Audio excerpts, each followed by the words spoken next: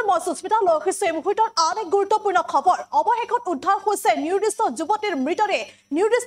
মৃতদেহ উদ্ধাৰ হৈছে চেছানত উদ্ধাৰ হৈছে আৰু জানিব পৰা মতে 6 দিন ধৰি নিৰুদ্দেশ হৈ আছিল যুৱতীগৰাকী আৰু অৱশেষত যুৱতীগৰাকীৰ মৃতদেহ উদ্ধাৰ হৈছে আৰু মৃতদেহ উদ্ধাৰৰ পাছতে এক প্ৰকাৰ চাঞ্চল্য বিৰাজ কৰিছে এই মুহূৰ্তত সবিস্তাৰ এই খবৰ লৈ অহাৰ চেষ্টা কৰিছো দেখিবলৈ পোৱা গৈছে এতিয়া 6 দিন ধৰি নিৰুদ্দেশ হৈ থকা যুৱতীৰ এতিয়া মৃতদেহ উদ্ধাৰ হৈছে চেছানত উদ্ধাৰ হৈছে যুৱতীৰ মৃতদেহ 6 দিন ধৰি নিৰুদ্দেশ হৈ আছিল যুৱতীগৰাকী আৰু সম্প্ৰতি উদ্ধাৰ হৈছে যুৱতীগৰাকীৰ মৃতদেহ আৰু মৃতদেহ উদ্ধাৰৰ পাছতে এক প্ৰকাৰ চাঞ্চল্য বিৰাজ কৰা পৰিলক্ষিত হৈছে আমি দৃশ্যকোষত দেখুৱাৰ যত্ন কৰিছো আৰু এইখন হৈছে চেছানৈ আৰু এই চেছানৈতে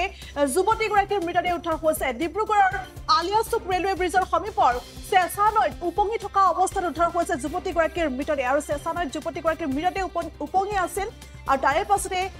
যুৱতীগৰাকীৰ মৃতদেহ উদ্ধাৰ কৰা হৈছে মধুস্মিতা বৰুৱা নামৰ যুৱতীগৰাকী আচলতে বিগত 6 দিন ধৰি নিৰুদ্দেশ হৈ আছিল 6 দিন ধৰি মধুস্মিতা বৰুৱা নামৰ যুৱতীগৰাকী নিৰুদ্দেশ হৈ আছিল আৰু অৱশেষত মধুস্মিতা বৰুৱা নামৰ যুৱতীগৰাকীৰ মৃতদেহ উদ্ধাৰ হৈছে আৰু চেছানৈত উপঙি থকা অৱস্থাতে আচলতে উদ্ধাৰ হৈছে যুৱতীগৰাকীৰ মৃতদেহ আৰু এটা দেখিবলৈ পোৱা গৈছে শনিবাৰে যুৱতীগৰাকীৰ মৃতদেহ উদ্ধাৰ হোৱাৰ পাছতে এতিয়া তীব্ৰ চাঞ্চল্য বিৰাজ কৰা পৰিলক্ষিত হৈছে আৰু ঘটনাস্থলীত আৰক্ষী উপস্থিত হৈছে আৰু লগতে দণ্ডাধীশ উপস্থিত হৈছে আৰক্ষী আৰু দণ্ডাধীশৰ উপস্থিত ইতিমধ্যে মৃতদেহ উদ্ধাৰ কৰা হৈছে আৰু মৃতদেহ উদ্ধাৰ কৰি মৰণোত্তৰ পৰীক্ষাৰ বাবে ইতিমধ্যে এমচিলৈ প্ৰেৰণ কৰা হৈছে আৰু আনহাতে উল্লেখ কৰিব লাগিব যে যুৱতীগৰাকীৰ বেগ আচলতে ঘটনাস্থলীৰ 200 মিটাৰ নিলগৰ পৰা উদ্ধাৰ কৰা হৈছে মানে 200 মিটাৰ নিলগৰ পৰা উদ্ধাৰ হৈছে যুৱতীগৰাকীৰ মৃতদেহ আৰু যুৱতীগৰাকীক কোনো লোকে মৃত্যু আচলতে যুৱতীগৰাকীয়ে আত্মহত্যা কৰিছে নে কোনো লোকে যুৱতীগৰাকীক হত্যা কৰিছে সেয়া কিন্তু জানিব পৰা হোৱা নাই আৰু আৰক্ষী যেহেতু তদন্ত আৰম্ভ কৰিছে তদন্তৰ অন্ততহে আচলতে সমগ্ৰ ঘটনা কাৰণ পোহৰলৈ আহিব বুলি ইতিমধ্যে জানিব পৰা গৈছে আৰু লগতে দেওবাৰৰ পৰাই যুৱতীগৰাকী নিৰুদ্দেশ হৈ আছে আৰু পৰিয়ালে জনোৱা মতে পৰিয়ালৰ লোকে জনোৱা মতে আচলতে ডিউটিলৈ আহিম বুলি কৈছিল যুৱতীগৰাকী আৰু 5 বজাত ঘৰ পাম বুলি কৈছিল কিন্তু যুৱতীগৰাকীয়ে দেওবাৰৰ দিনটো যি ওলাই গ'ল ঘৰলৈ উভতি নাহিল আৰু সেই এতিয়া মন্তব্য কৰিছে ভুক্তভোগী পৰিয়ালটোৱে আৰু এইদৰে দেখিবলৈ পোৱা গৈছে চেছানৈত যুৱতীগৰাকীৰ মৃতদেহ উদ্ধাৰ হৈছে 6 দিন ধৰি যুৱতীগৰাকী নিৰুদ্দেশ হৈ আছিল আৰু অৱশেষত চেছানৈত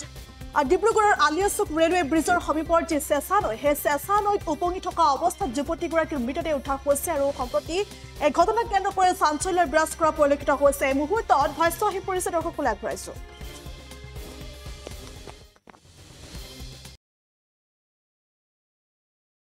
ৰাতিপুৱা তেওঁ ডিউটিত যাওঁ বুলি ওলাই গ'ল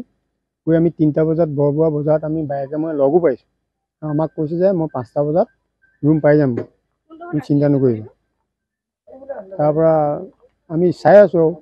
5টাত নাই 6টাত নাই তাৰপৰা 7টা বজাৰ আগে আগে ভায়েকে আমাৰ মিছেছলৈ ফোন কৰিছে যে বাইদেউ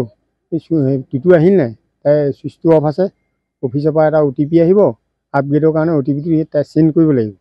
তাৰপৰা আমাৰ বাইকে ক'লে আৰু যে নাই তাই পোৱাহিয়ে নাই ৰ বোলে মই ফোন কৰোঁ তেতিয়া বাইকে তাইলৈ ফোন কৰিছে তেতিয়া চুইচ অফ পালে তাৰপৰা সেই সময়ৰ পৰা চুইচ অফ আমি ভাবিছোঁ অকণমান দেৰি হ'ব কিবা কাৰণত অফ হৈ আছে 6টাত আহিব 7টাত আহিব 8টাত আহিব 9টাত আহিব 10টালৈকে আমি চালোঁ এতিয়া 10টালৈকে ছোৱালীজনী চুইচ অফ ছোৱালীজনী নাহিলে তেতিয়া মই সেই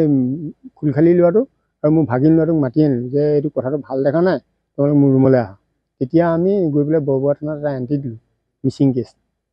তাৰপৰা আমিতো যিনি নিজাববীয়াকৈও আমি চালোঁ ক'তো বিচাৰি নাপালোঁ আমি তাৰপাছত তেওঁলোকে মানে লাষ্ট ফোন নাম্বাৰ চালে পুলিচ বিভাগে চাই পেলাই মানে মৰাণৰ সি জেগা এটাৰ পৰা ল'ৰাটোক আটক কৰি আনিলে তেতিয়া সি সৈ কাইলৈ হয় মই বৰবোৱাৰ পৰা উঠাই অনাটোও হয় ৰাতি মোৰ ৰুমত ৰখাটোও হয় তাৰপৰা ছোৱালীজনী ক'ত গ'ল সুধিলে সি বোলে এবাৰ কৈ যোৰহাটলৈ পঠাই দিলোঁ যোৰহাটলৈ পঠাই দিলেতো ছোৱালীজনী পাবগৈ লাগিছিলে ইমান দিনে তাৰপৰা আৰু নাই আজি এইটো মইতো একো নাজানো কিন্তু তেওঁলোকৰ একে ওচৰৰে মই বিশেষ একো নাজানো তেওঁ যেতিয়া আমি মৰাণ থানাত গৈছোঁ তেওঁক মৰাণ থানা পুলিচে আটক কৰি আনোতে তেওঁ মৰাণ থানাত কৈছে যে মই অইলৰ ৰিগত কাম কৰোঁ আৰু তোমাৰ গাড়ী গোৱা কি আছে বোলে মোৰ গাড়ী গোৱা একো নাই তাত তেনেকৈ ক'লে তেনেকৈ কৰি মেলি আৰু তাত বিশেষ তদন্ত নকৰিলে মানে আমি কেছটো যে বৰবোৱাত দিছোঁ তেওঁলোকে ক'লে বৰবোৱাতহে বিতংভাৱে তদন্ত হ'ব তাৰ বৰবোৱা থানাত যে তাক সুধিছে তাৰ চাকৰি নাই বুলিয়ে ক'লে মই একো কাম নকৰোঁ এনেইহে থাকোঁ মই তই 5-6 দিন মানুহটোৰ ঘৰত তই এনেই কেলৈ থাক বেকাৰ আৰু গাড়ী গোৱা কিবা আছে বোলে মোৰ বাইক এখন আছে ইয়াত কিন্তু বাইক আছে বুলি কৈছে আৰু চাকৰি নাই বুলি কৈছে মৰাণ থানাত কৈছে কিন্তু তাৰ চাকৰি আছে বাইক নাই বুলি কৈছে